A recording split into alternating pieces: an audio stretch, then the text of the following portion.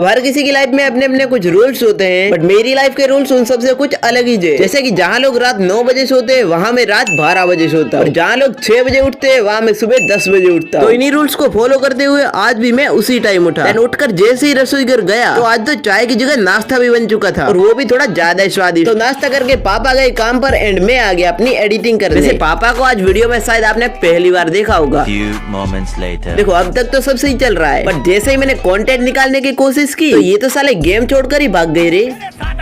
अरे अंकल जी अन्याय नहीं, वो तो बेचारे मेरी शरीर की खुशबू से भाग गए हैं। चलो मैं नहा लेता हूँ। कैसे ये है मेरा भाई और ये उसकी लाई हुई कुछ चीजें, इसमें से हमारे काम की है ये चीज। तो पहले तो हमने रखा इसको अपने देसी फ्रिज में और फिर इसका चीर हरण करके खा गए। तो आप भी लाइक वाले बटन को खा जाओ और सब्सक्राइब वाले को दबा जाओ।